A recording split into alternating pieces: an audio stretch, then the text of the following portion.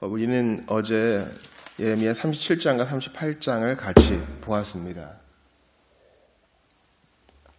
어떻게 보면 여호야김보다 더 악하게, 또 한편으로는 더 불쌍하게 시드기야 왕은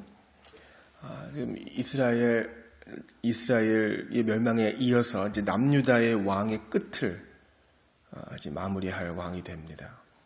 이미 북이스라엘은 BC 722년에 멸망했고요. 이제 BC 586년에 시드기야가 그 끝을 보게 되는 것입니다. 그러니까 여호야김보다 더 약한 왕의 권력, 또 정통 다윗 왕의 후손도 아니고요. 친척이죠. 또한 분봉왕이고요. 이제 바벨론 왕이 임명하여 세운 왕이었고, 그래서 진리를 알아도 예레미야를 통해 몰래 찾아가서 진리를 들어도 회개는 하지 않는 비참한 모습을 봅니다. 그러나 우리는 왕국 넷이 바로 구수인 에벤멜렉이 예레미야를 도운 것을 알게 됩니다. 예레미야가 뚜껑 씌운 웅덩이에도 빠지고, 또 시위대 뜰에도 갇히게 되고요. 감옥들에도 있고, 또 물 없는 진창에도 빠지고요. 그러나 에벤멜렉이 그를 돕습니다. 왕에게 간언을 해가지고. 여러분, 시드기야 왕이 주변의 사람들 눈치를 봤어요.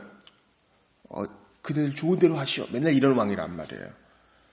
근데 이 외국인 출신 관리가 간언을 하니까, 용기 있게 간언을 하니까 그걸 들어줘서 예레미야가 구출이 됩니다. 성경이 의도적으로 왕을 비롯해서 남유다 전체가 다 배교했는데 기대하지 못했던 사람이 남아있다는 것을 알려줘요. 우리가 어제 이 메시지를 중요하게 받았죠. 그렇습니다. 우리 오늘 넷째인 성경 읽기에 따르면 스가랴 말씀을 보게 되어 있거든요. 스가랴 말씀 보면 싹이라 이름하는 자가 나타나서 내 성전을 지을 거라 그랬는데, 그 싹은 누구겠어요? 바로 다윗의 자손, 하나님의 아들 예수 그리스도를 말하는 거죠. 싹 여러분 눈에 띕니까? 나무가 울창한 가운데 싹은요 잘 안 띄어요. 주의 깊게 봐야 돼요. 또한 싹은 당장 볼 때 큰 일을 이루지 못할 것 같아요. 싹이 나고 또 잎이 나고 자라고 그래야 좀 흐드러지게 피고 나중에 열매가 맺히죠. 그 싹은 당장 무슨 큰 일을 할 것 같지 않아요. 근데 그 싹이 성전을 짓는데요. 이렇게 에벤멜렉과 같은 남겨진 자들은 소수처럼 보일지라도 하나님의 일을 이루고야 맙니다. 그러므로 여러분, 교회가 다수가 되고 교회가 메이저가 되고 국가가 기독교 국가가 되고 그것이 우리 기도 제목이 돼서는 안 돼요. 목사님, 그래도 예수 믿는 사람이 하는 식당에서 밥 먹고, 예수 믿는 사람이 하는 운동 경기를 보고, 예수 믿는 사람들이 TV에 나오고 다 그럼 좋잖아요. 그래요. 좋을 것 같아요. 근데 우리가 그런 것들을 일부 맛봤습니다. 그리고 결과가 어때요? 참담합니다. 나라의 수장이 대통령이 되면, 국회의원들 다수가 예수님을 믿으면, 신자면, 어느 큰 기업의 총수가 신자면 좋아지겠지. 그런데 그렇지 않은 것을 보게 됩니다. 우리 기도의 방향은 무엇입니까? 마지막 날까지 악한 것과 선한 것이 계속 섞여서, 밀과 가라지가 섞여서, 또한 외부의 핍박과 음료와 짐승과 적그리스도가 우리를 핍박할 터인데, 그때 우리는 신실한 소수가 되게 해달라고 기도해야 되는 것입니다. 지금 39장은 바벨론이 예루살렘 성을 함락하는 것을 이제 얘기하잖아요. 이때의 예레미야와 남겨진 사람들의 기도는 뭐겠어요? 우리 남유다가 다시 한번 다윗의 그 이름을 빛내는 솔로몬 때와 같은 영광을 구가하게 하소서. 지금 하나님의 뜻에 따르면 지금 망해야 돼요. 그래야 다시 일어나거든요. 우리 기도의 제목은 항상 이 와중에도 신실하게 남아있는 자가 되게 해달라는 소원이 담겨 있어야 돼요.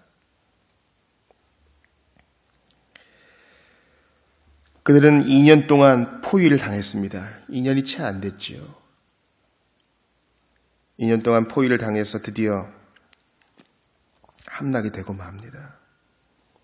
시드기야 왕은 겨우 23km 도망가서 잡히고 맙니다. 그래서 그의 눈앞에서 아들들과 고관들이 죽게 되고요. 그리고 그것이 그가 본 마지막 장면이었습니다. 그 인상을 딱 간직한 채 이제 눈을 뽑아버립니다. 그 바벨론 왕이 시드기야에게 그런 벌을 가하죠. 백성들의 삶은 이제 말할 것도 없는 겁니다. 그 와중에 우리가 어제 봤던 에벤멜렉이 구출을 당해요. 주님은 예레미야에게 말씀을 주셨습니다. 오늘 보면 39장 16절에 보니까 너는 가서 구스인 에벤멜렉에게 말하기를 만군의 여호와 이스라엘 하나님 말씀에 내가 이 성에 재난을 내리고 복을 내리지 아니하리란 나의 말이 그날에 내 눈앞에 이루리라. 자, 이제 선지자에게 하나님이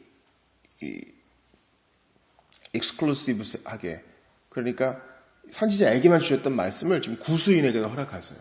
이 성이 앞으로 이렇게 될 것이다. 단독적으로만 하던 말씀이 이제 구스인에게도 열려요.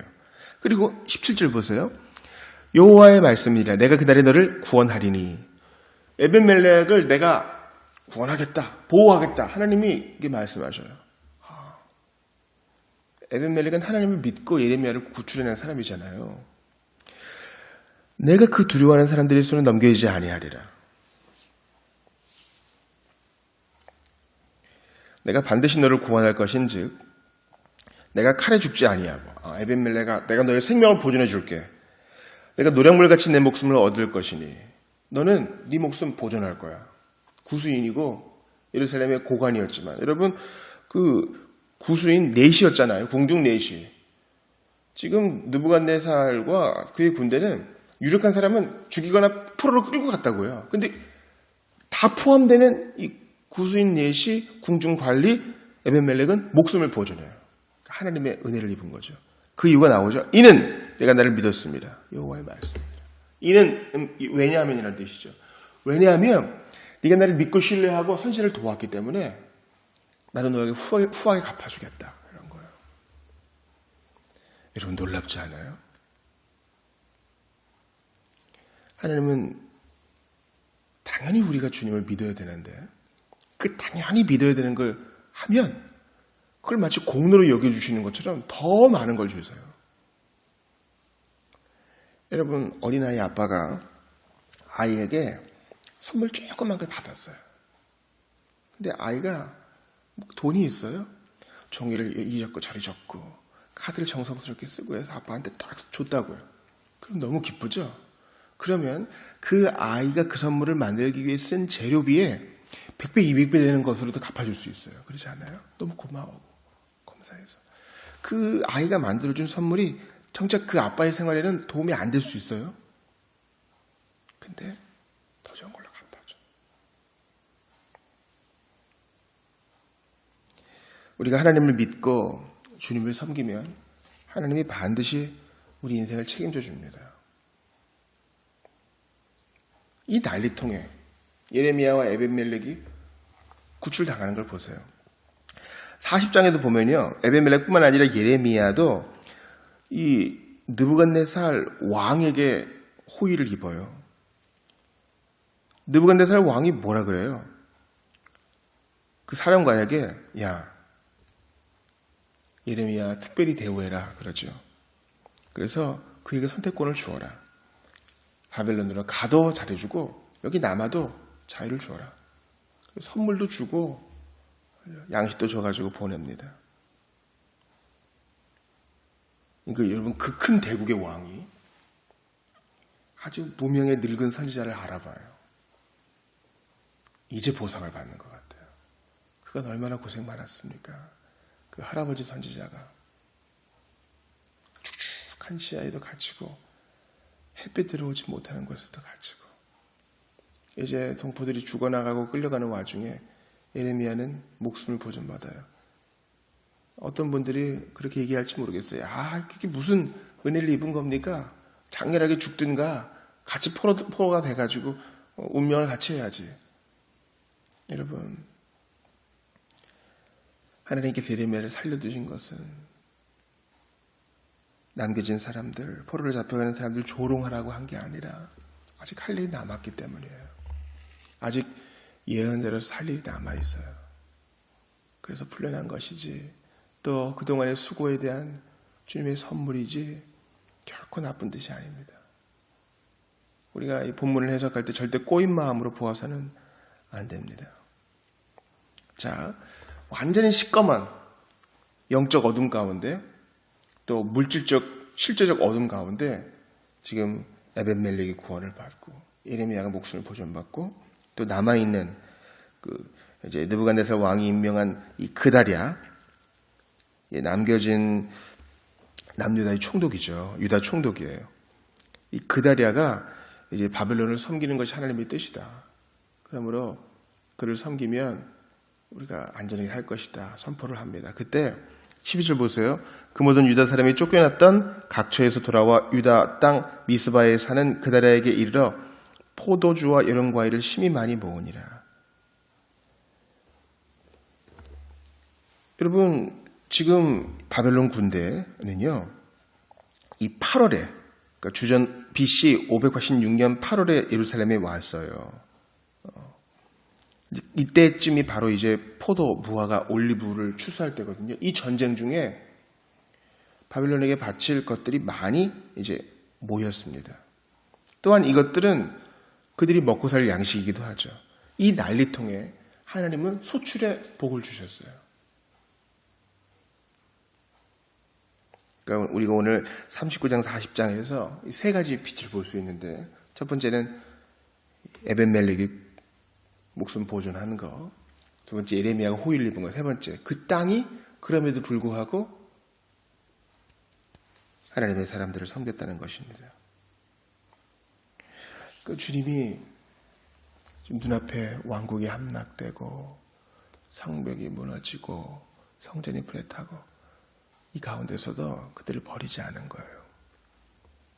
항상 우리가 이런 마음을 가져야 됩니다. 설령 내가 잘못해서 주님께 징계의 매를 맞을 때라도 하나님은 그래도 선하시고 그래도 희망을 주시고 우리의 교정과 우리의 돌이킴을 원하신다는 사실입니다. 그래서 자녀를 때리는, 자녀를 교정하기 위해서, 잘못된 버릇을 고치기 위해서 매를 드는 부모는 밥은 주어가면서 혼내는 겁니다. 사랑하는 아들과 딸의 목숨을 뺏기 위해서 회초리를 드리는 게 아닙니다. 큰 소리를 낼 때도 마치 교도관이 죄인에게 하듯 하는 것이 아니라 사랑하기 때문에 그렇게 하는 것입니다. 어제 병중에 있는 분과 통화를 하고 또 기도를 해드렸습니다. 계속적으로 하는 말씀은 절대 뭔가 잘못해서 죗값으로 이 어려움을 당하는 게 아니라는 사실이에요. 요셉에게 하셨던 것처럼 주님은 그때도 선하셨습니다. 요셉이 모함 받고 옥에 갇혔을 때에도 하나님은 선하셨습니다. 수십 년간 병자로 있었던 것, 그의 죄 때문이 아니라 하나님의 일을 이루기 위함이었습니다. 그렇게 좋은 일을 많이 했는데 예수님은 처참하게 죽임당했죠. 벌 받은 거예요? 아니요. 하나님의 일을 이루기 위해서. 그러므로 우리는 오늘 본문의 예루살렘 함락이, 남유다의 멸망이 눈으로 볼 때는 완전히 깜깜하지만 하나님의 일이 이루어져 가고 있음을 믿음으로 봐야 되고, 주님이 남겨놓은 세 개의 불씨를 통해서 더욱더 희망을 가져야 되는 것입니다. 고통당하는 자의 편이 되시는 우리 주 예수님을 굳게 붙드시는 여러분들 되시기 바랍니다. 기도합시다. 하나님 감사합니다. 에벤멜렉에게, 예레미야에게 그 땅에 소출의 복을 주신 것을 기억하면서 하나님은 언제나 좋으신 분임을 기억합니다. 우리가 징계받을 때에라도, 광야 생활을 할 때에라도 절대 포기하지 말고 주님만 앙망하게 하시고 십자가에 달리신 예수님, 부활하신 예수님을 깊이 묵상하게 하옵소서. 고통당하는 자들 위로하여 주시옵소서. 주께서 오늘 우리와 함께 하시기를 바라고 원하오며 예수님 이름으로 기도합니다. 아멘.